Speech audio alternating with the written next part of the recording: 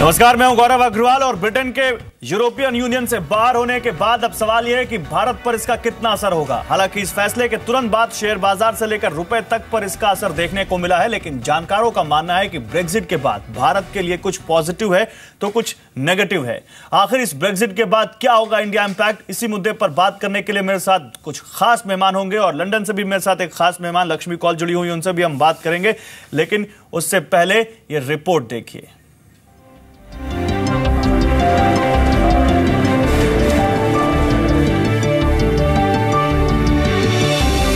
The number of votes cast in favour of leave the European Union. किसी ने सोचा भी नहीं था कि ब्रिटेन एक झटके में यूरोपियन संघ से बाहर हो जाएगा, लेकिन ब्रिटेन की जनता ने फैसला किया तो अब पूरी दुनिया को ये मानना पड़ेगा। ब्रिटेन के यूरोपियन यूनियन से बाहर हो जाने के फैसले के बाद ब्रिटिश प्रधानमंत्री डेविड कैमरन ने अपने पद से हटने की घोषणा भी कर दी है। डेविड कैमरन ब्रिटेन के ईयू में बने रहने के पक्ष में प्रचार कर रहे थे। I am passionate about this country. I am wildly patriotic about what we've done in the past and what we can do in the future. And the sort of Great Britain I want, an even greater country, doesn't walk away, it doesn't quit, it stays and it fights. England और Wales के लोगों ने EU से बाहर निकलने के पक्ष में वोट डाला, लेकिन नॉर्दर्न आयरलैंड और स्कॉटलैंड ने ईयू में बने रहने के पक्ष में वोट दिया। लंदन में जनमत ईयू में बने रहने का हामी था, लेकिन कुल नतीजा ब्रिटेन का ईयू से बाहर रहने के लिए था। इन परिणामों से जाहिर हो गया कि ब्रिटेन दो हिस्सों में बंट गया है और आने वाले दिनों में इसके व्यापक राजनीतिक परिणाम होंगे। हालांकि ब्रेक्जिट की खबर आने के बाद ही शेयर बाजार पर असर देखने को मिला। ब्रिटेन के साथ भारत का द्विपक्षीय व्यापार 14.2 बिलियन डॉलर्स का है, जिसमें भारत से होने वाला एक्सपोर्ट 8.83 बिलियन डॉलर्स है, जबकि इंपोर्ट 3.64 बिलियन डॉलर्स है। यानी ट्रेड बैलेंस भारत के पक्ष में है। ऐसा माना जा रहा है कि ब्रेक्जिट होने के बाद ब्रिटेन की जीडीपी 360 बेसिस पॉइंट लुढ़क सकती है, जबकि रोजगार की दर भी 160 बेसिस पॉइंट लुढ़क जाएगी। ब्रिटेन में भारतीय मूल के करीब 800 कारोबारी हैं, जिनकी कंपनियों में करीब 1,10,000 कर्मचारी काम करते हैं। भारत बाकी यूरोपीय देशों के मुकाबले यूरोप में सबसे ज्यादा निवेश करता है। The government, the finance ministry and the central bank, that is the Reserve Bank of India, we have been working on this and we have discussed all possible eventualities, all possible outcomes of the Brexit over the last several weeks, and we are prepared to deal with the situation as it is emerging today. European union से अलग होने के बाद निवेशक dollars और येन में ज्यादा निवेश करेंगे बजाय ब्रिटिश पाउंड खरीदने के। इस वजह से ब्रिटिश पाउंड की मांग कम होगी। जानकारों का मानना है कि हो सकता है निवेशक सोने में इन्वेस्ट करें। बहुत बड़ा कोई प्रॉब्लम नहीं होने वाला है। हम 126 कंट्री के साथ बिजनेस करते हैं, एक और एक्स्ट्रा कंट्री के साथ बिजनेस करेंगे। जानकारों का कहना है कि हो सकता है कि रुपया 70 के पार पहुंच जाए। हालांकि इस मोर्चे पर भारत के लिए अच्छी खबर ये है कि भारत का फॉरेक्स रिजर्व करीब 363.46 बिलियन डॉलर्स का है। इसलिए ऐसा कहा जा रहा है कि रिजर्व बैंक के पास रुपए को स्थिर रखने का हथियार मौजूद रहेगा। जहाँ तक अपनी इकोनॉमी का सवाल है, मुझे नहीं लगता है कि इसका कोई लॉन्ग टर्म बहुत मेजर इम्पैक्ट अपने ऊपर पड़ने वाला है। इसलिए आज जो रिएक्शन अपने देख रहे हैं सभी मार्केट्स में, वो मुझे लगता है कि एक ज़्यादा, कभी भी ऐसे इवेंट होती है तो मुझे लगता है कि हर इवेंट में नी जरक रिएक्शन ज़्यादा होता है। भारत की आईटी इंडस्ट्री करीब 108 बिलियन डॉलर्स का एक्सपोर्ट करती है। ऐसे में आईटी कंपनियों पर असर पड़ना तय है। पाउंड 15 से 20% टूटने की वजह से करेंसी में उतार चढ़ाव आएगा और इसका असर एक्सपोर्ट करने वाली भारतीय कंपनियों पर पड़ेगा। यूरोप में कारोबार के लिए ज्यादातर बिजनेसमैन यूके में ऑफिस खोलते हैं, लेकिन अब भारतीय कारोबारियों को जर्मनी या फ्रांस में ऑफिस खोलना पड़ेगा। बाजार के जानकारों का कहना है कि बाजार में शॉर्ट टर्म के लिए थोड़ा उतार चढ़ाव देखने को मिल सकता है, लेकिन लंबे समय में बाजार में स्थिरता आएगी। The only concern is what will happen with investments of Indian companies in the UK that are using the UK as a base for doing business in Europe. That's the one thing that will be affected. हालांकि भारतीय बाजारों के लिए ऐसी स्थिति अगस्त 2015 में भी आई थी, जब चीन की करेंसी युआन की वजह से भारतीय बाजारों पर असर पड़ा था, लेकिन जल्द ही भारतीय बाजारों में रिकवरी देखने को मिली। बाजार के जानकारों का कहना है कि इस बार भी ब्रेक्जिट के बाद बाजार रिकवर करेंगे। ब्यूरो रिपोर्ट, जी मीडिया। तो मेरे साथ तमाम खास मेहमान जुड़े हुए हैं इस मुद्दे पर बात करने के लिए कि ब्रेक्जिट का हाहाकार, लेकिन आगे चलकर इंडिया इंपैक्ट और क्या होगा इस पर हम बात करेंगे। लेकिन उससे पहले हम आपको जल्दी से कुछ और खास चीजें दिखा दें, उसके बाद हम बात करते हैं इस पर अपने मेहमानों से। भारत पर क्या असर होगा? करेंसी कमजोर होने से क्रूड ऑयल खरीदने की भारत की लागत बढ़ेगी, तो इसका पेट्रोल डीजल पर असर पड़ सकता है आम भारतीयों पर। एक्साइज ड्यूटी नहीं घटाई तो पेट्रोल डीजल महंगा हो सकता है, जो फिलहाल अभी भारतवासियों के लिए कहीं ना कहीं वो हक में जा रहा था, तो ये असर हो सकता है। इसके अलावा भारतीय कंपनियों पर क्या असर होगा ये हम आपको दिखा देते हैं।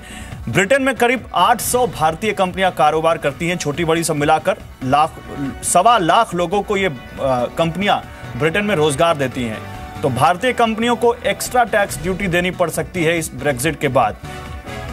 ब्रेक्जिट कैसे होगा ये आपको बताते हैं। कम से कम 2 साल लगेंगे ब्रेक्जिट होने में अभी, और 2 साल तक ब्रिटेन को यूरोपियन यूनियन के नियम मानने होंगे और यूरोपियन यूनियन के फैसलों में हालांकि ब्रिटेन अब शामिल नहीं होगा। मेरे साथ एक खास पैनल है इस मुद्दे पर बात करने के लिए। मेरे साथ सीधे लंदन से इस वक्त जुड़ रही हैं लक्ष्मी कौल, आप assistant to conservative MP Bob Blackman from Harrow East constituency से इस वक्त हमारे साथ जुड़ रही हैं। साथ ही मेरे साथ इस वक्त जगदीश खट्टर साहब हैं, एमडी कार्नेशन। मेरे साथ सोम मित्तल जुड़ रहे हैं, फॉर्मर प्रेसिडेंट नैस्कॉम, और मेरे साथ इस वक्त आनंद राठी साहब भी जुड़े हुए हैं, तो उनसे भी हम बात करेंगे। लेकिन आप सभी का स्वागत है। लेकिन लक्ष्मी, सबसे पहले मैं आपके पास आऊंगा, क्या लगता है आपको, क्योंकि डेविड कैमरन ने इस्तीफे का ऐलान कर दिया है, ब्रेक्जिट के ऊपर ब्रिटेन की जनता ने फैसला दे दिया कि उन्हें ब्रेक्जिट चाहिए, हालांकि टाइम लगेगा, लेकिन ये ब्रेक्जिट किस तरह से वहां रहने वाली इंडियन कम्युनिटी और इंडियन जो डायस्पोरा है उसको इफेक्ट करेगा, as well as commercial as well as social?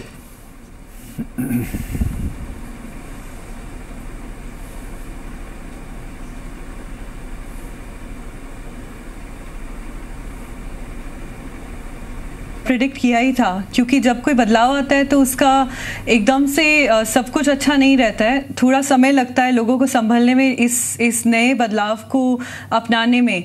और क्योंकि जो मार्जिन थी बहुत नज़दीक थी, 52-48 की आप मार्जिन की बात कर रहे हैं, तो बहुत सारे ऐसे लोग हैं जिनको अभी ये सदमा जैसा महसूस हुआ है, जिन्होंने ऐसा सोचा नहीं था कि ब्रेक्जिट हो जाएगा, बल्कि शायद काफ़ी सारे ब्रेक्जिटर्स ने भी ये सोचा नहीं था कि ब्रेक्जिट हो जाएगा। They were basing it on the expectation कि शायद बहुत मार्जिन से हम लोग हार जाएंगे और रिमेन इन रहेगा। अब यहाँ तक की बात, जो यहाँ की इंडियन डायस्पोरा है, उनके बिजनेसेस और उनकी डे टू डे जो लिविंग है, रोज़मर्रा की ज़िंदगी है, फिलहाल इमिडिएटली कोई भी ज़्यादा असर पड़ेगा नहीं, क्योंकि ऐसा नहीं होने वाला है कि अब हम अचानक से अब एक अलग आइलैंड बन गए, अलग प्लैनेट बन के हम दुनिया से अलग हो गए हैं। हम अभी भी अपने पड़ोसियों से बात करना, ट्रेड करना, बिजनेस करना चालू रखेंगे।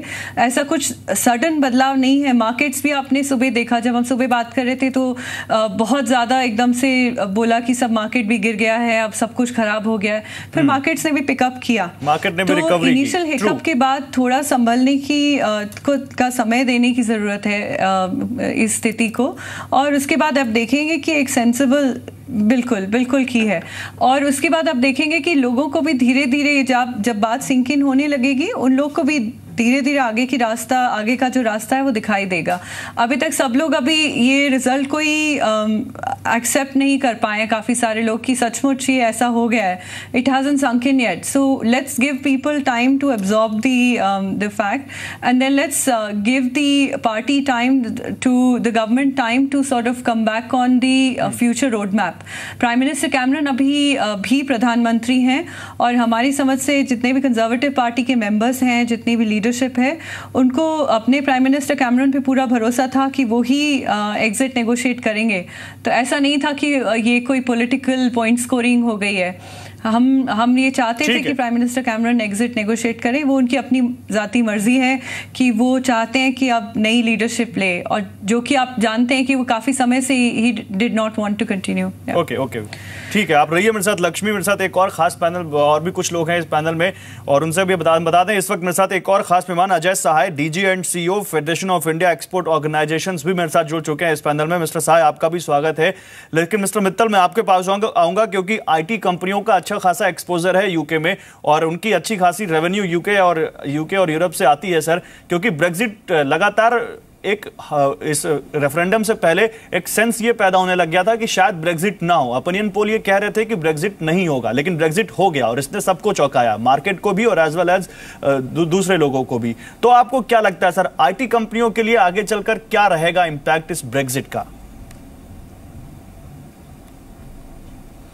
नहीं, आपने ठीक कहा, जैसे कि लक्ष्मी जी ने कहा था कि ये सरप्राइज रहा, हम लोगों को सब लग रहा था कि ब्रेक्सिट नहीं होगा, और ये एक मामूली डेवलपमेंट नहीं है, इसकी काफ़ी सिग्निफिकेंस है, क्योंकि जो यूरोपियन ब्लॉक है ये एक लार्ज पॉलिटिकल और इकोनॉमिक ब्लॉक है, और उसमें से यूके का निकलना एक अनसर्टेनिटी क्रिएट कर देता है जी।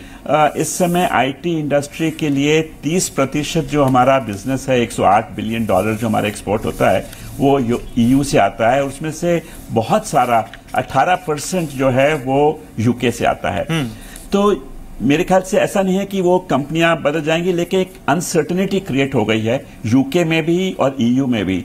अब ये भी बात होने लगे कि कोई और कंट्री भी छोड़ेगी क्या ईयू को, 2 साल तक ये नेगोशिएशन चलेगा, क्या हादसा रहेगा।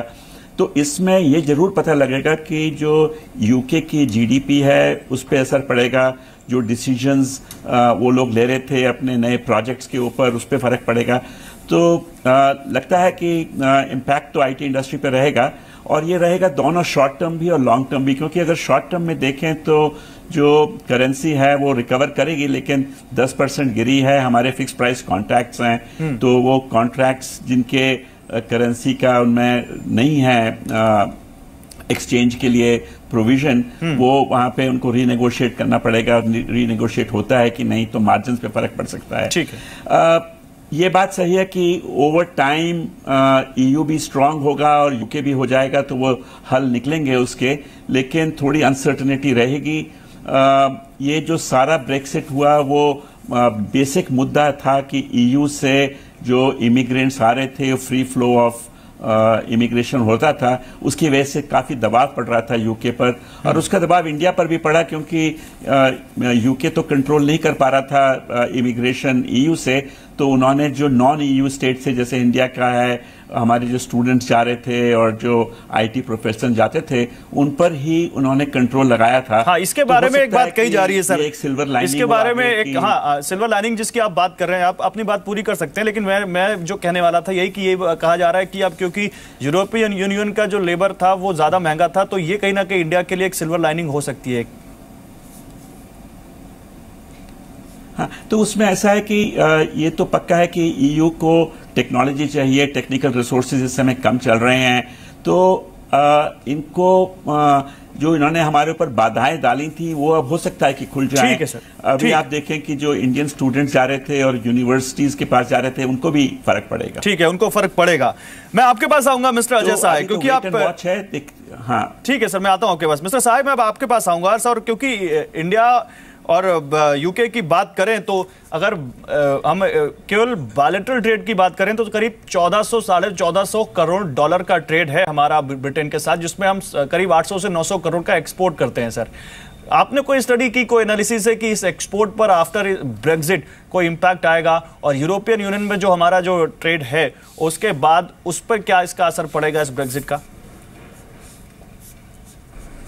देखिए, अभी तक जो इंडिकेशन आए हैं उससे बड़ा क्लियर है कि ब्रिटेन जो है वो एग्जिट कर रहा है यूरोप से। उसको 2 साल का पीरियड है, उसमें वो निगोशिएट करेगा। वो टर्म्स ऑफ निगोशिएशन क्या होंगे, हो सकता है ब्रिटेन वैसे ही निगोशिएट कर ले कि उसको फ्री फ्लो ऑफ गुड्स और मूवमेंट ऑफ पर्सन्स मिल जाएं। अगर ऐसा कुछ होता है तो हमारे ट्रेड पे ज़्यादा इम्पैक्ट नहीं पड़ेगा। लेकिन अगर ब्रिटेन और ईयू दोनों स्ट्रांग पोजीशन लेते हैं और डिसाइड करते हैं नहीं वो खाली MFN बेसिस पे ट्रेड करेंगे, तो वो इंडिया के लिए एक अपॉर्चुनिटी भी मर्ज होके आएगी। बायलैटरल ट्रेड यूरोप और ब्रिटेन का अराउंड $500 बिलियन का है। तो अगर ये $500 बिलियन का ट्रेड ओपन होता है इंडिया के लिए, जहां इंडिया कॉम्पीट करेगा यूरोप से on equal terms in Britain और ब्रिटेन से on equal terms in Europe, वहां इंडियन प्रोडक्ट को हो सकता है बेटर ट्रीटमेंट मिले। जहां तक सर्विसेज का सवाल है, उसमें भी हो सकता है इंडियन प्रोफेशनल्स को ज्यादा मार्केट एक्सेस मिले, क्योंकि अभी बहुत कुछ आईटी इंडस्ट्री की बात भी चली, तो आईटी इंडस्ट्री में पोलैंड काफी, आईटी इंडस्ट्री में उसका भी मेजर शेयर है। कल अगर मूवमेंट ऑफ नेचुरल पर्सन पर रिस्ट्रिक्ट होता है तो इंडिया को अपॉर्चुनिटी होगी। तो ये सब चीजें डिपेंड करेंगी कि फाइनल निगोशिएशन ईयू का और ब्रिटेन का क्या होता है, जिसके लिए 2 साल टाइम फ्रेम है। अभी जो इमीडिएट प्रॉब्लम जो आ रही है जिससे इंपैक्ट हो रहा है एक्सपोर्ट के, वो वॉलेटिलिटी इन करेंसी है। हमने देखा है कि ब्रिटिश पाउंड ऑलरेडी डेप्रिशिएट कर गया है, यूरो भी डेप्रिशिएट करेगा, और अगर ये दोनों डेप्रिशिएट करते हैं तो इंडियन एक्सपोर्ट पे इंपैक्ट होगा। एक तो इंपैक्ट होगा कि जो इंडिया का एक्सपोर्ट इन कंट्रीज के लिए है, ऑटोमेटिकली ब्रिटेन में जो गुड्स जाएंगे वो 10% इंक्रीज कर जाएंगे। अगर 20% ड्यूटी मान ले तो 12 से 13% उनकी कॉस्ट बढ़ जाएगी। ठीक है। आज की डेट में क्या ब्रिटिश कंज्यूमर या यूरोपियन कंज्यूमर उसको ज्यादा प्राइस दे पाएगा या नहीं दे पाएगा? उसका फिर इंपैक्ट ये होगा कि इंडियन एक्सपोर्टर को या तो प्राइस कट करनी पड़ेगी या उसकी डिमांड कम हो जाएगी, जिसको हमारे एक्सपोर्ट्स के ऊपर असर पड़ सकता है। तो अभी इमीडिएट वरी हमारा मोर जो है वो करेंसी के ऊपर है, ट्रेड के ऊपर नहीं है, क्योंकि ट्रेड के ऊपर फाइनल आउटकम जब मालूम चलेगा नेगोशिएशन का क्या है तो ट्रेड पे एनालिसिस की जा सकती है। लेकिन करेंसी में हम ये मूवमेंट देख रहे हैं, अगर ब्रिटिश पॉन्ड अगर करेंसी में ये मूवमेंट उन सभी कंपनियों के लिए बहुत अहम हो जाता है। थर्ड कंट्री में हम एक्सपोर्ट कर रहे हैं यूके, वहां पे भी उसका फर्क पड़ेगा। बिल्कुल, जिस बात को आप कह रहे हैं इस बात को और आगे बढ़ाते हुए कहें तो करेंसी का ये मूवमेंट उन सभी कंपनीज पर इंपैक्ट करेगा जिनका यूके में या यूरोपियन यूनियन में अच्छा एक्सपोजर है, और इसमें ऑटो कंपनीज बहुत अहम है आईटी के बाद। और मेरे साथ इस पर बात करने के लिए जगदीश खट्टर साहब हैं। जगदीश खट्टर साहब, कल हम जब बात कर रहे थे ब्रेक्जिट के बारे में, आप मेरे साथ इस पैनल में मौजूद थे उस वक्त भी, तो आपने कहा था कि ब्रेक्जिट का असर बहुत ज्यादा भारत पर नहीं पड़ेगा। लेकिन सर अब जो कंसर्न्स आ रहे हैं ब्रेक्जिट होने के बाद, वो ये ऑटोमोबाइल पर, ठीक है मैं ऑटोमोबाइल की बात कर रहा हूं सर, ऑटोमोबाइल पर नहीं पड़ेगा, लेकिन अब जो कंसर्न्स आ रहे हैं सर वो ये बताते हैं कि इसका इंपैक्ट पड़ेगा, और ऑटोमोबाइल उस कंपनियां उससे कैसे अलग रहेंगी सर? नहीं, देखिए मैंने कल जो कहा था मैं उसको फिर रिपीट करूंगा कि टाटा मोटर्स में बहुत फर्क पड़ेगा, क्योंकि वहां पर उनकी JLR कंपनी है, और वहां से JLR के 3 मेजर मार्केट हैं, चाइना, यूरोप एंड अमेरिका। तो क्योंकि वो फ्री ट्रेड में फ़र्क पड़ जाएगा तो उनको फ़र्क पड़ सकता है। जहाँ तक हमारी गाड़ियाँ यहाँ से जाती हैं, इस वक्त हमें कोई कंसेशन नहीं है। आपको मालूम होगा कि कई सालों से यूरोप के साथ जो हमारा FTA है वो अभी तक फाइनलाइज नहीं हुआ है। ये तो सच तो ये है कि पहले हमारे इंपोर्ट में 6% ड्यूटी लगती थी, क्योंकि ये नहीं हुआ तो यूरोप ने हमारी 9-10% कर दी है। तो उसमें वो हमारा कोई ऐसा एग्रीमेंट नहीं है जिससे कि वो हो। दूसरा, हमारी जो कंपनियां एक्सपोर्ट कर रही हैं वो मारुति, हुंडई, निसान और फोर्ड वगैरह कर रही हैं, वो खुद ही अपना बनाते हैं, उनकी वहाँ पे मार्केटिंग नेटवर्क है। तो देखिए, तो उनका अगर उनको वो गाड़ियाँ लेनी है तो लेंगे। फ़र्क जो थोड़ा पड़ सकता है वो करेंसी फ्लक्चुएशन में पड़ सकता है, कि अगर मार्जिन हमारा कम हो सकता है, ज़्यादा हो सकता है करेंसी फ्लक्चुएशन में। जहाँ तक एक्सपोर्ट वगैरह का है उसमें विशेष फ़र्क नहीं पड़ेगा, पर हो सकता है कि यूके के साथ हमारा अलग एग्रीमेंट हो जाए, जो इस वक्त उनके साथ नहीं है क्योंकि यूरोप के पार्ट में है। तो मैं वही कल का रिपीट कर रहा हूँ कि तो आप वही बात कह रहे हैं कि अब ये देखना पड़ेगा, जैसा कि अजय साहे कह रहे हैं कि नेगोशिएशंस कैसे होते हैं इस पर नजर रखनी पड़ेगी, और अभी वक्त लगेगा इसको क्लियर होने में। हाँ, तो अभी तो 2 साल का टाइम है, तो इसमें ज़्यादा फर्क नहीं है, लेकिन वो ज़रूर पड़ेगा कि अगर फ्लक्चुएशन होता है तो वो गाड़ियों में हमारी क्या रेवेन्यू आएगा वो फर्क पड़ सकता है। बाकी अभी तक कोई लगता नहीं है कि ऐसा हो। ठीक है सर, आप मेरे साथ रहिए। मेरे साथ कुछ और खास मेहमान हैं। आनंद राठी इस वक्त इस पैनल में है, विवेक देबरॉय मेरे साथ इस पैनल जुड़े हुए हैं, मेरे साथ गोपीनाथ हिंदुजा हैं। इन सब से हम बात करेंगे, लेकिन एक छोटा सवाल मैं आपसे लूंगा लक्ष्मी। यहाँ पर हम बात कर रहे हैं इंडिया इम्पैक्ट की, तो हमने देखा कि पिछले कुछ दिनों में कैसे डेविड कैमरन और PM मोदी की एक केमिस्ट्री दिखी है, और वो कहीं ना कहीं इंडिया यूके रिलेशंस को और बिल्ड करता है, क्योंकि अब डेविड कैमरन जा रहे हैं और कोई उनका जो सक्सेसर होगा वो कौन होगा, बैरी जॉनसन होंगे, कौन होगा, अभी कुछ पता नहीं है इसके बारे में। तो क्या इसका असर इंडिया यूके रिलेशंस पर भी दिख सकता है? लक्ष्मी, क्या लगता है आपको?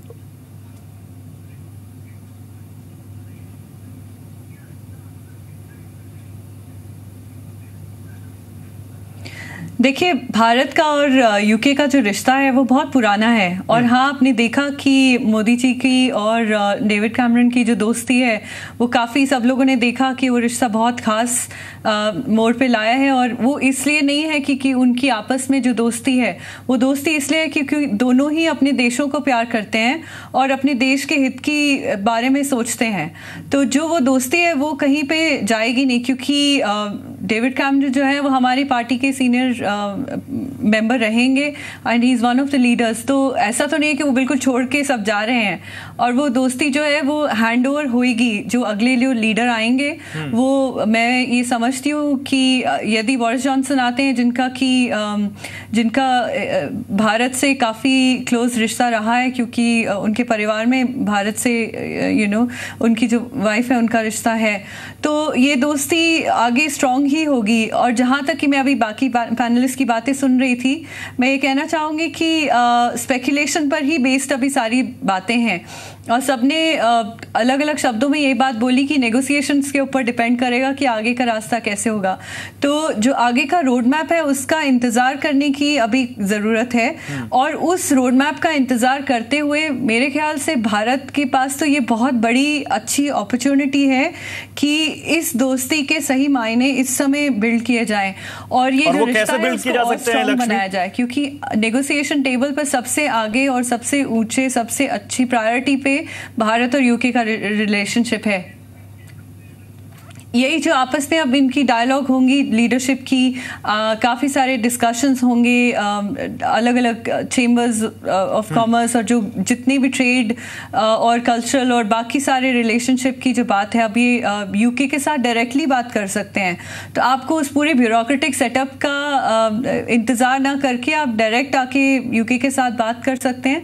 मेरे ख्याल से तो ये भारत के लिए बहुत अच्छी अपॉर्चुनिटी आ गई है मोदी जी के टेन्योर के अंदर ही, कि ये आगे इसको और अच्छी ऊंचाइयों पर ले जाया जा सके। ठीक है, आप रहिए मेरे साथ। जगदीश खट्टर साहब आप भी रहिए, और सौमित्तल आप भी रहिए। लेकिन गोपीनाथ हिंदुजा, अब आपके पास आऊंगा सर। ग्लोबल को चेयरमैन हिंदुजा ग्रुप गोपीनाथ हिंदुजा हमारे साथ इस पैनल में है। मिस्टर हिंदुजा, एक सिंपल सवाल सर, आप तो इतने एक्सपीरियंस्ड हैं, आप सारी चीजों को समझते हैं। India as well as global impact Brexit का आप क्या देखते हैं sir? People verdict has made it very clear that there is a real democracy here. Now, we have to see why Britain joined hands with EU in 1975. I remember when I first came to London, Ted Heath used to be the Prime Minister of the country, and the view was to see how the economy with Europeans become stronger to match with the Americans and with the Japanese. But with this, what was happening, British had lost their own dependence, and their manufacturing, their industry, their trade was falling down. Now, in my view, they will start working harder, and they will try to bring their own entity, and whatever is the shortfall from the EU, they will be easily able to make up with India and emerging markets. Sir, बीच में रोकना पड़ेगा आपको। MOS finance Jayant Sinha कुछ बोल रहे हैं, सुन लेते हैं वो क्या करें। आगे के लिए रणनीति क्या स्ट्रेटेजी, क्या पॉलिसी मेजर्स गवर्नमेंट ले सकती है जिससे कि इसके असर को कम किया जा सके? तीन पहलू हैं इस विषय के। एक तो जो मैंने अभी आपको बताया कि मार्केट्स में एडजस्टमेंट होगा, और ये एडजस्टमेंट प्रोसेस आज काफ़ी कुछ हुआ है, रीसेटिंग एक्सपेक्टेशंस की हुई हैं, पर अगले मुझे लगता है 1-1.5 हफ्ते में ये चलता रहेगा। तो ये एक पहलू है जिस पे हम लोगों को ध्यान देना है, और जो ऑर्डरली एडजस्टमेंट प्रोसेस होना चाहिए और लिक्विडिटी का प्रावधान होना चाहिए वो होता रहेगा। ये पहली बात है। दूसरा पहलू ये है कि जो हमारी कई सारी कंपनीज़ हैं जो आज के समय यूके में अपना बेस बनाकर यूरोप में उनका बिजनेस चल रहा है, उनके ट्रेडिंग अरेंजमेंट्स हैं, उनके बिजनेस ऑपरेशंस हैं, उनको अब काफ़ी जल्दी से कुछ ना कुछ इस पे परिवर्तन लाना पड़ेगा, और उनको सोचना पड़ेगा कि उनके ऑपरेशंस में क्या अब बदलाव ज़रूरी होगा, क्योंकि ट्रेडिंग रिलेशनशिप्स बदलने वाली हैं। तो ये दूसरा पहलू है। तीसरा पहलू ये है कि अब यूके के साथ और यूरोपियन यूनियन के साथ जो ट्रेडिंग अरेंजमेंट्स हैं उनके बारे में भी भारत को अब सोचना पड़ेगा। किस प्रकार से व्यापार की व्यवस्था हम लोगों को तय करनी है वो हम लोगों को देखना पड़ेगा, पर वो थोड़ा लॉन्गर टर्म मीडियम टर्म का मामला है। ये कुछ दिनों चलेगा इस सब चीज़ों को तय करने के लिए, क्योंकि अभी पहले जो प्राथमिकता यूरोपियन यूनियन देने वाली है और यूके देने वाली है, वो आपस में जो उनके व्यापार के व्यवस्थाएं हैं उनको किस तरीके से बदला जाए। तो ये सब जो है ये एक लंबी प्रक्रिया होने वाली है। आपको मालूम है कि आर्टिकल 50 को इन्वोक करके 2 साल का ये एक प्रोसेस होता है, एक प्रक्रिया चलती है, तो वो मुझे लगता है कुछ दिनों चलने वाली है। निवेशकों को कैसे भरोसा दिलाएंगे सर? निवेशकों को कैसे भरोसा दिलाएंगे? निवेशक को भरोसा इसी में होता है कि भारत की मैक्रो इकोनॉमिक जो स्टेबिलिटी है वो कायम है कि नहीं है, जो आपके पॉलिसीज़ हैं वो सही हैं, उचित हैं, अनुकूल हैं, जो बिल्कुल हैं। और जैसे मैंने कई बार कहा है कि आज के समय जो हमारा देश जो एक हेवन ऑफ स्टेबिलिटी बना हुआ है वो बरकरार रहेगा और हमारी नीतियों के द्वारा हम लोगों का विश्वास बनाए रखेंगे।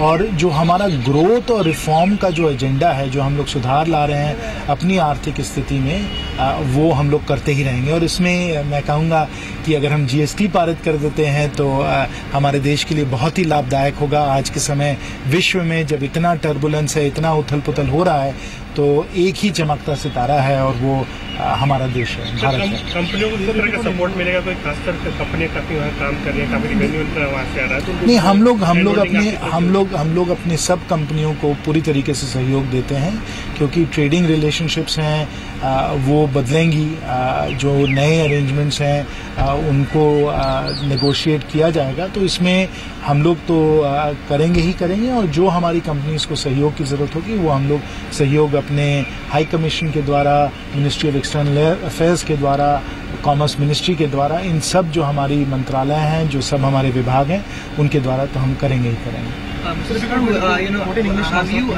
what extent has the government and the RBI intervened the capital markets? Because you also get to understand, just to add to that, that this is not a state secret, so Yeah, over the next. Elaborate, and will the government? Well, those facts are being collated right now. So let's get the facts before we speak on the level of intervention and coordination that was required today. Right. Will that continue forward? As we've said before, our goal is to ensure that there is an orderly adjustment process.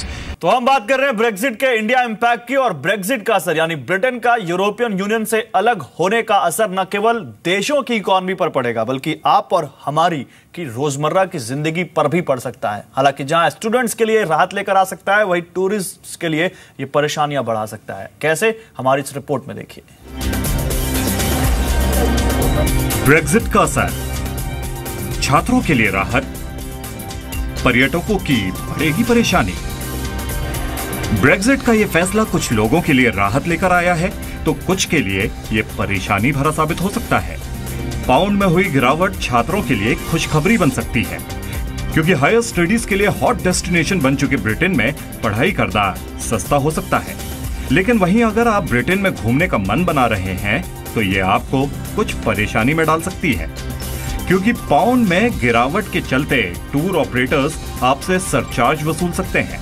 वहीं EHIC यानी European health insurance card की सुविधा UK में आपको मिलेगी या नहीं, ये अभी तय नहीं है। वहीं यूरोपियन यूनियन ने पर्यटकों के लिए मोबाइल रेट कम किए थे, जो ब्रेक्सिट के बाद यूके में होंगे या नहीं, ये कहना मुश्किल है। वहीं सस्ते फ्लाइट टिकट और फ्लाइट में देरी होने की सूरत में नुकसान की भरपाई कितनी होगी, ये भी कहना मुश्किल है। यानी ब्रेक्जिट के इस फैसले ने आम लोगों की जिंदगी पर भी खासा असर डाला है। ब्यूरो रिपोर्ट, जी मीडिया। तो ब्रेक्जिट का असर कुछ चीजों के में आपके लिए फायदेमंद भी हो सकता है और कुछ चीजों में नहीं, नुकसानदायक भी हो सकता है, यानी आपको कुछ ज्यादा पैसे खर्च करने पड़ सकते हैं। मेरे साथ बहुत ही खास पैनल जिससे हम बात कर रहे हैं, और सो मित्तल साहब, मैं आपके पास आऊंगा एक बार फिर से आपसे वही सवाल। सर, वही सवाल नहीं, लेकिन सवाल ये कि क्या, जैसा कि लक्ष्मी कौल हमारे साथ इस पैनल में है, वो कह रही थी कि इंडिया के लिए एक बेहतरीन मौका हो सकता है। क्या मौका हो सकता है सर? आपको क्या लगता है हमारी जो बिजनेस फेटर्निटी है उसके लिए कैसे एक मौका बन सकता है ये सर? नहीं, देखिए, इसमें एक बड़ा ट्रांजिशन है, और ये पक्की बात है कि इंडिया जो है इस समय एक वर्ल्ड इकोनॉमी इंटीग्रेटेड है। छोटा सा चाइना में डिवैल्यूएशन हुआ था और सारे दुनिया में उथल पुथल हो गई थी। तो ये एक मेजर इवेंट है और हम लोगों को इसको एक सीरियसनेस के साथ लेकर हैंडल करना है और एक मैच्योरिटी के साथ हैंडल करना होगा। अब जो जैसे हमारे आईटी इंडस्ट्री है उसमें वहाँ पे मैंने बोला कि इस समय टेक्नोलॉजी के जो मूवमेंट हो रहा है डिजिटल की तरफ, उसमें यूके को एक और पहल करनी पड़ेगी कि वो आगे बढ़े, क्योंकि अब अगर वो इंडिपेंडेंट है, उनके वो ट्रेड एग्रीमेंट्स जो ईयू में पहले थे वो नहीं रहेंगे, तो एक नई पॉलिसी बनानी पड़ेगी जहां की जैसे किसी और पैनलिस्ट ने बोला था कि वो अपने पैरों पे अलग खड़े हो जाएं और जो उनका पहले अपना सर्विसेज का था, इंश्योरेंस, बैंकिंग, वो उनको अपना स्टैब्लिश करना पड़ेगा। तो उसके अंदर उनको मदद चाहिए कि, और हो सकता है कि मीडियम टर्म में वो और प्रोजेक्ट्स आएँ और इस तरह जैसे हमारी, मैं सिर्फ आईटी इंडस्ट्री की इससे मैं बात कर रहा हूँ कि वो और दरवाजे खोलें और प्रोजेक्ट्स और आईटी इन्वेस्टमेंट्स और जो डिजिटल की तरफ मूवमेंट है वो उसकी तरफ चला जाए। लेकिन इन चीज़ों को सेटल होने में टाइम लगेगा। इस समय अनसर्टेनिटी इतनी है कि लोग अपने अपने एक पहलू बता रहे हैं, लेकिन मेरे ख्याल से मामला क्लियर होने लगेगा थोड़े टाइम पर। और ये देखिए कि इस समय ये सिर्फ ईयू और यूके का सवाल नहीं है, ये सारी वर्ल्ड इकोनॉमी का है। तो I am sure they will all get together and try and find some solution. Okay sir, आप थैंक यू सर आपका हमारे साथ जुड़ने के लिए। इस वक्त मेरे साथ president designate CI Naushad Forbes भी जुड़ रहे हैं। Mister Forbes, very warm welcome on Zee business sir. Your first comment on Brexit and on India impact. So, my first reaction, I suppose, like everyone else, I suppose I was hoping that at the end the vote would be for Remain, but this has now happened. So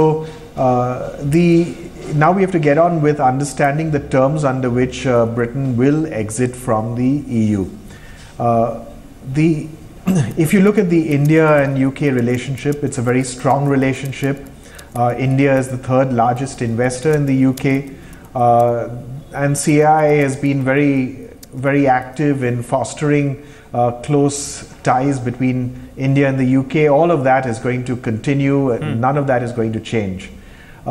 The only concern is what will happen with investments of Indian companies in the UK that are using the UK as a base for doing business in Europe. That's the one thing that will be affected. Okay. रहिए sir आप मेरे साथ आनंद राठी भी हैं इस वक्त, chairman आनंद राठी, और उनसे हम बात करते हैं। मिस्टर राठी, आपके हिसाब से यहाँ पर क्या लगता है कितना असर देखने को मिल सकता है ब्रेक्सिट का बाजार की अगर हम बात करें? क्या बाजार की अनिश्चितता आपको शॉर्ट टर्म में खत्म होती दिखती है या लॉन्ग टर्म में वक्त लगेगा? पर्टिकुलरली यूरोप और ब्रिटेन की इकोनॉमी में पड़ेगा, परंतु आज जो रिएक्शन जो दिख रहा है वो जरा ऑब्वियसली नी जर्क रिएक्शन है, क्योंकि ये एक्सपेक्टेड नहीं था। मोस्ट लोग ये समझ रहे थे कि शायद ये नहीं होगा। तो यूरोप की और ब्रिटेन के लिए एक चैलेंज नया पैदा होगा इसके लिए। परंतु जहाँ तक अपनी इकोनॉमी का सवाल है, मुझे नहीं लगता है कि इसका कोई लॉन्ग टर्म बहुत मेजर इम्पैक्ट अपने ऊपर पड़ने वाला है। इसलिए आज जो रिएक्शन अपने देख रहे हैं सभी मार्केट्स में, वो मुझे लगता है कि एक ज़्यादा, कभी भी ऐसे इवेंट होती है तो मुझे लगता है कि हर इवेंट में नी जर्क रिएक्शन ज़्यादा होता है और वो समय में जाने के बाद वो धीरे धीरे उसका लॉन्ग टर्म इफेक्ट नजर आता है। नहीं, लेकिन सर जो वॉलेटिलिटी आज हमें देखने को मिली मार्केट पर, इस पे क्या कहेंगे आप?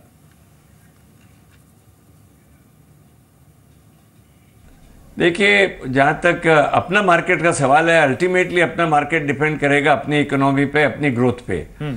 शॉर्ट टर्म में क्या होता है कि जब इस तरह की नॉर्मल इवेंट्स होती है तो सारा world over all investors become very very conservative. तो अब लोग चाहेंगे कि भाई पैसा गोल्ड में, इसलिए आप देखिए गोल्ड आज इतना तेजी से बढ़ गया, डॉलर स्ट्रांग हो गया। तो एक जब इस तरह के प्रॉब्लम आती है तो लोग सेफ हेवंस की तरफ भागते हैं, परंतु लॉन्ग टर्म में अपने जब भी देखा पिछले कई सालों में वो लॉन्ग टर्म इफेक्ट नहीं रहता है। जहां तक अपना मार्केट है, विशेषकर इंडिया का मार्केट है, मुझे लगता है कि इसका ब्रेक्सिट का इफेक्ट इंडिया पे बहुत कुछ नेगेटिव होने के चांसेस नहीं है, क्योंकि इंडिया और ब्रिटेन के बीच में और यूरोप में क्या असर होता है उसका ज्यादा असर नहीं होगा। तो ये मुझे नहीं लगता कि स्थिति इससे ज्यादा खराब होगी इस डिसीजन के कारण। और कोई दूसरे कारण से मार्केट में रिएक्शन आए वो अलग बात है, परंतु ये कारण जो है ये मेरे ख्याल से शॉर्ट लिव्ड है।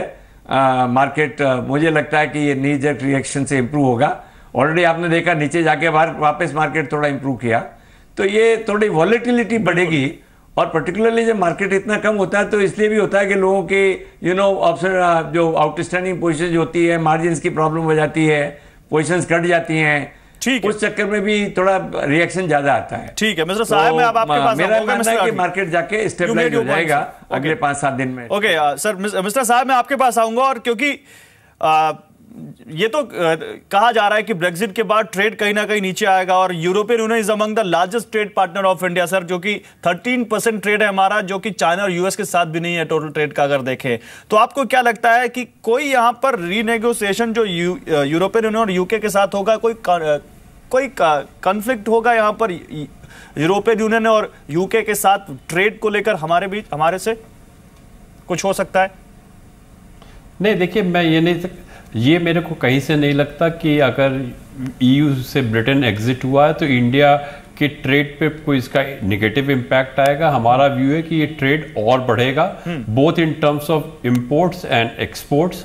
अभी हमारा करीब जो हम ईयू को करीब $35 बिलियन का हमारा एक्सपोर्ट्स है और अराउंड $41 बिलियन का इंपोर्ट्स है।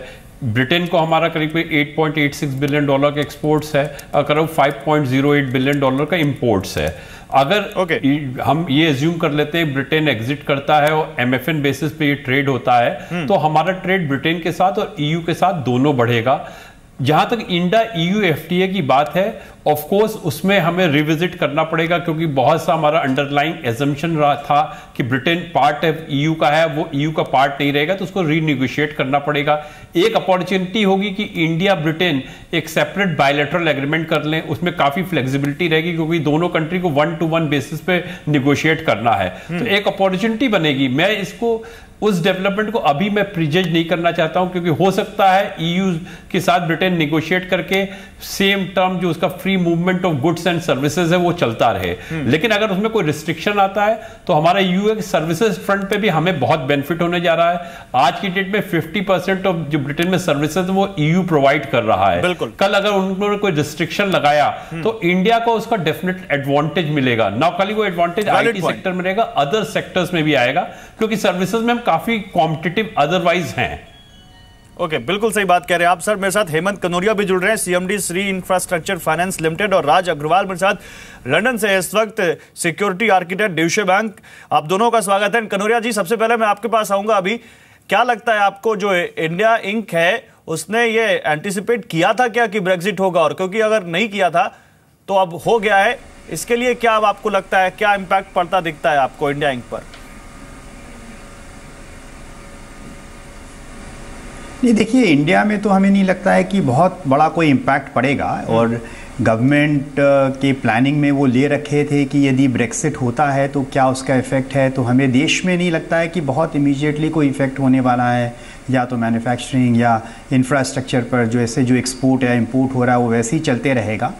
पाउंड रुपी थोड़ा अप्रिशिएट किया है पाउंड के अगेंस्ट में, बिकॉज पाउंड अभी डिप्रिशिएट किया है, तो उसके कारण से थोड़ा एडवांटेज जो भी इंपोर्ट हो रहा है उसमें मिले, और सर्विसेज में या जो भी इंपोर्ट हो रहा है।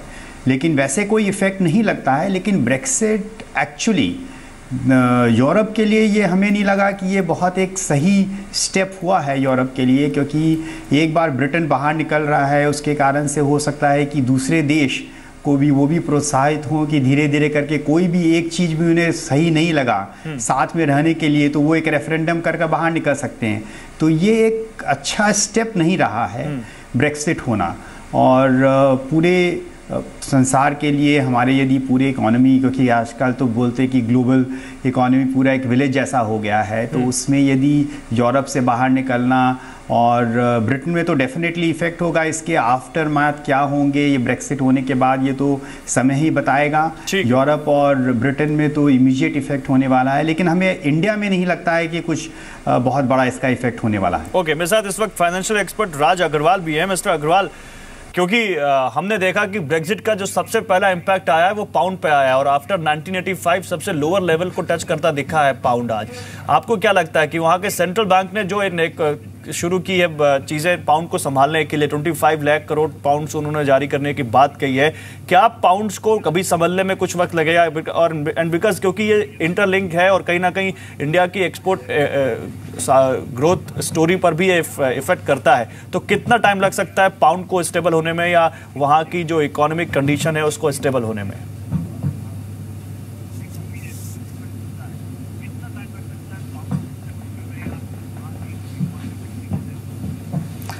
I think after today's Brit exit, Bank of England governor has come up and given a verdict to calm down, and all the measures have been taken, as you say, just like a quantitative easing. So उसके बाद में मुझे ऐसा लगता है कि pound will stabilize after some time. So we have to wait and watch for a couple of more days. Maybe on the Monday, market will be more stable when it opens up, because आज तो एक knee-jerk reaction हुआ है कि nobody was expecting कि leave campaign win हो जाएगा, और उसके बाद में the measures which has been taken care, I think it will stabilize in due course. और आपको क्या लगता है कि ये जो वहाँ की जो पॉलिटिकल इस वक्त एक अनस्टेबिलिटी शुरू हुई जब से डेविड कैमरन ने कहा कि मैं इस्तीफा दे रहा हूँ, जो उनके नए सक्सेसर होंगे, वो उनके लिए कितना मुश्किल होगा या कितना चुनौती भरी बात होगी अब जो वहाँ की जो करंट सिचुएशन है उसको संभालना आफ्टर ब्रेक्जिट?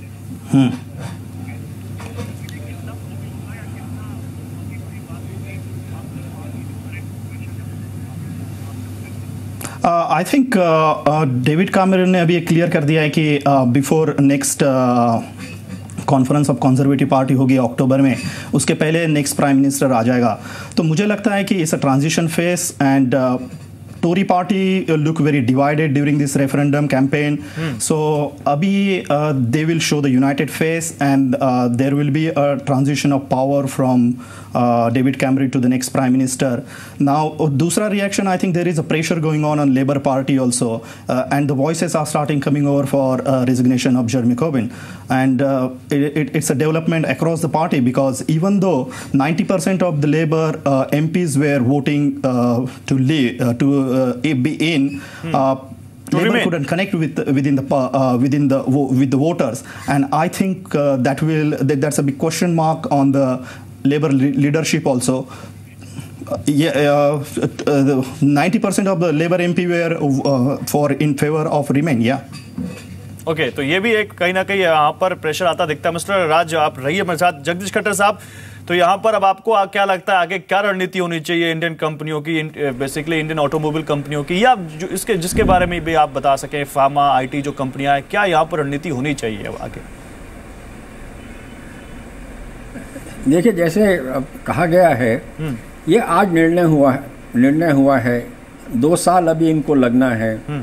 इसमें यूरोप भी देखेगा कि वो कितने हद तक ब्रिटेन को अकोमोडेट करेंगे, कितने नहीं करेंगे। तो मेरे ख्याल में ये जब ऐसे पहले तो स्टेबिलिटी आएगी किसी लेवल पर, उसके बाद जब इनकी बातें शुरू होंगी तब आपको सिग्नल मिलने लग जाएंगे कि क्या हो रहा है क्या नहीं हो रहा है, उसके मुताबिक वो चेंज हो सकते हैं। तो मेरे ख्याल में हमें पैनिक नहीं होना चाहिए, अनएक्सपेक्टेड हुआ है, लेकिन सबसे ज़रूरी ये है कि लंदन एक फाइनेंशियल कैपिटल है। New York, London, Tokyo, they are the financial capital in Hong Kong, वो उसमें बड़ा फ़र्क पड़ेगा। ये इन चीज़ों से इनडायरेक्ट फ़र्क पड़ जाएगा। अगर फाइनेंशियल कैपिटल में ये लोगों को बाहर जाना पड़े, क्या करना पड़े, तो वो चीज़ों को ज़रा देखना पड़ेगा। लेकिन टाइम है और टाइम में ये हो जाएगा। और आई थिंक ऑटोमोबाइल का तो मैंने आपको बता दिया, और बाकी भी लोग अपना एडजस्ट कर लेंगे, क्योंकि देखिए ब्रिटेन भी चाहेगा कि उनको मिनिमम इम्पैक्ट होना चाहिए। बिल्कुल, तो वो नेगोशिएशन में देखेंगे, हर कोई चाहेगा सर, कोई भी अपने ट्रेड कोई भी यहाँ अपने ट्रेड बेनिफिट्स को कम नहीं करना चाहेगा, और जरूर इसके बारे में जब नेगोशिएशन होगा तो ये बातें जरूर की जाएंगी। और जैसा कि अभी रिपोर्ट्स भी आ रही हैं कि नेगोशिएशन, लेकिन मैं आपसे एक चीज, हाँ बिल्कुल बोलिए सर, बोलिए। मैं आपसे एक चीज़ शेयर करना चाहता हूँ। मैं आज कहीं से आया था, कोई लंदन से उनकी बात हुई है। एक तो यह है कि हमारे जो हिंदुस्तानी वहाँ पे डियास्पोरा हैं, उन्होंने एग्जिट के लिए वोट किया है। ओके, ये आप अच्छी बात बता रहे हैं सर। और उनका ये कहना था, क्योंकि उनका ये कहना था कि जब से देखिए यूके का सबसे इम्पोर्टेंट पॉइंट था, इमिग्रेशन बहुत हो रहा था ईस्टर्न यूरोपियन कंट्री में, वो हमारे इंडियंस को अंडरमाइन कर रहे थे। they were becoming cheaper than us, they were more available. तो Indians have जो वहाँ के इंडियन बेस्ड जो लोग हैं तो उन्होंने वोट किया है। और दूसरा, यंग पॉपुलेशन बिलो 35 ने रिटेन के लिए किया था। ये ओल्डर पॉपुलेशन है जिन्होंने बाहर जाने के लिए किया है। ये बड़ी बात कही आपने, और कहीं ना कहीं अगर इंडियंस ये चाहते थे तो उनके हक में ये बात गई है। राज अग्रवाल से भी मैं इस बारे में बात करूंगा, लेकिन विवेक देवरॉय हमारे साथ है, मेंबर नीति आयोग, और बहुत देर से हमारे साथ बैठे, उनसे बात हो नहीं पाई है। तो देवरॉय साहब, मैं आपसे ही बात करूंगा। सर, आपको क्या लगता है ब्रेक्जिट का क्या इंपैक्ट? तो लगातार हम बात ही कर रहे हैं, सेक्टोरली में अगर आपसे पूछो कौन से वो खास सेक्टर हैं जिन पर ब्रेक्जिट का इंपैक्ट पड़ता देखते हैं, तो क्या कहेंगे आप? नहीं, opportunity, every crisis is an opportunity. ये तो बहुत पुरानी कहावत है। So in that sense it is yes, because also what will happen is because of the great uncertainty in Britain, and I'm stressing the word uncertainty because I'm certain that Scotland and Northern Ireland will secede from Britain. So this will also mean that in some sectors, including financial services, Britain is going to become uncompetitive, and yes, therefore it is also an opportunity. Okay, sir आप रही साथ मेरे साथ, और mister Kanoria, तो यहाँ पर क्या कहा जाए? अंडरलाइनिंग यही है कि वेट एंड वॉच की सिचुएशन है अभी, और इंडिया को भी इसी फॉर्म में रहना चाहिए और देखना चाहिए, और जो इंडियन डायस्पोरा है या जो इंडियन कंपनीज हैं उनको भी अभी बड़ा टाइम लगेगा चीज़ों को समझने में। हाँ, इसमें खाली जो इंडियन कंपनीज यूरोप में ऑपरेट कर रहे थे, बोथ यूके में और यूरोप में अदर कंट्रीज़ में भी, उनको कुछ इम्पैक्ट पड़ सकता है। उनको स्टडी करना पड़ेगा, क्योंकि अभी ये जो एक अनसर्टनिटी का माहौल रहेगा, ये कुछ दिन, कुछ महीने, कुछ साल चलेंगे, तो उसमें वो किस तरह से अपने बिजनेसेस को स्टेबलाइज करें। क्योंकि यूरोप में जहाँ बिजनेस है और यूके में, पहले वो यूके में रहकर यूरोप में बिजनेस कर रहे थे या यूरोप में रहकर यूके में बिजनेस कर रहे थे, तो वो सब में एक उनको तकलीफ़ होगी और वो उनको समझना पड़ेगा। तो ये सब अभी बोलना बहुत मुश्किल होगा। वो जैसे जैसे समय निकलता है समझ में आएगा कि कहाँ क्या स्टेबिलिटी किस एरियाज़ में आई है और किस एरियाज़ में नहीं आए हैं। जैसे विवेक देवराय साहब ने अभी कहा है कि हो सकता है कि स्कॉटलैंड भी निकल जाए, तो ग्रेट ब्रिटेन में इटसेल्फ ही वहाँ पर कुछ एक मतलब चेंजेस वगैरह आएंगे। तो इस माहौल में कोई भी तरह की टिप्पणी करनी बहुत मुश्किल है। और राज, मैं इसी सवाल के साथ आपके पास आऊंगा, और एक और सवाल है, दोनों का बात करें अगर, क्योंकि स्कॉटलैंड ने रिमेन के लिए वोट किया और स्कॉटलैंड की तरफ से आवाज भी उठ रही है कि अब हमें सेकंड इंडिपेंडेंस के लिए एक रेफरेंडम करना पड़ेगा, और ये ब्रिटेन के लिए बहुत बड़ा सेटबैक हो सकता है। तो उसको लेकर क्या कुछ ब्रिटेन के सामने क्या मुश्किल है? और दूसरा ये कि जिस तरह से अभी यहाँ पर एक पैनलिस्ट जगदीश खट्टर साहब कह रहे थे कि वहां जो इंडियंस हैं उन्होंने एग्जिट के लिए वोट किया है, तो इस ब्रेक्जिट के बाद वहां के इंडियंस जो वहां इंडियंस हैं उनके लिए कौन से वहां पर मौके आप देखते हैं, अपॉर्चुनिटी देखते हैं इस ब्रेक्जिट के बाद? कैसे उनके लिए मौका होगा Brexit?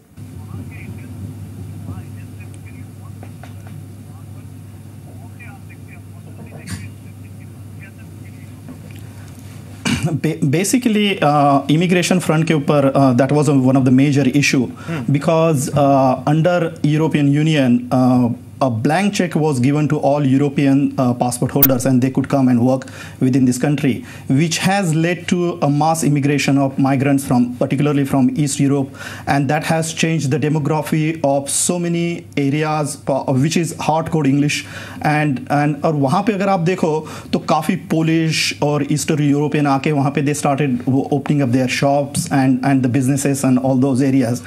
Now immigration became one of the major factor within that area, and now with this there will be a fair point based system immigration which will be allowed, and maybe they won't be entitled to live in this country, and that will give an opportunity to Indian diaspora here to get their foot on to the businesses, and that will open into service sector and then so many other areas within the economy. Okay, fair enough. मेरे साथ गोपीनाथ हिंदुजा साहब भी हैं। Mister Hinduja, एक आपसे बड़ा सवाल यही है सर कि आपका आगे का इन्वेस्टमेंट प्लान क्या होगा सर आगे, और ओवरऑल इंडस्ट्री का पर्सपेक्टिव क्या है आपका, क्या लगता है आपको? The group is a very diversified group, and so far we have sustained on two bases. One is conservativeness and consistency in our growth. Okay, we have always been diversified, whether UK would have been in or out, there is no impact on us. We are already in European countries, we are already here, as well as in emerging markets and US. We will, as investors, watch where we have better benefits, and accordingly we will go. Even on the currencies, we are dollar-based group. So, I don't see immediately any impact on the group, nor we will have any hesitancy in investing in UK or in Europe because of the policy and the philosophy of the group being diversified. Okay, thank you sir. और मेरे पास समय बिल्कुल कम है। Mister Sai, एक final comment आपसे लूंगा यहाँ पर। ब्रेक्जिट पर आप क्या कहना चाहेंगे? फाइनल कमेंट जो सभी के लिए हो, उसके 10 सेकंड या 15 सेकंड में सर अपनी बात आप पूरी कर सकते हैं। देखिए, ब्रेक्जिट के लिए हमें भी वेट करना पड़ेगा। कोई इंटरवेंशन अभी रिक्वायर्ड नहीं है। जो only intervention which may be required will be the RBI. If there is huge volatility in the currency, they have to chip in so that impact of currency does not translate into adversely affecting our trade interest. Thank you sir आपका। Mister राज आपका भी बहुत शुक्रिया। हेमंत साहब आपका भी बहुत शुक्रिया। मिस्टर हिंदुजा बहुत शुक्रिया। और जगदीश खट्टर साहब आपका शुक्रिया। तो तमाम पैनलिस्ट का शुक्रिया हमारे साथ जुड़ने के लिए। तो कुल मिलाकर ब्रेक्जिट ने शॉर्ट टर्म में या इमीडिएटली आज तो बहुत हाहाकार मचाया, पूरी दुनिया में मचाया, केवल भारत में नहीं मचाया। बाद में रिकवरी भी दिखी भारत में और मार्केट्स कुछ रिकवर भी हुए, लेकिन लॉन्ग टर्म में इंपैक्ट क्या होगा ब्रेक्जिट का, इसके लिए अभी बहुत कुछ आना बाकी है और उन सब पर हमारी नजर बनी हुई है। उन सब पर आपको रिपोर्ट करते रहेंगे, जैसे हम लगातार आपको अभी तक रिपोर्ट करते आए हैं with big faces and with big analyst. फिलहाल हमारे इस खास प्रोग्राम में बस इतना ही। आप देखते रहिए जी बिजनेस।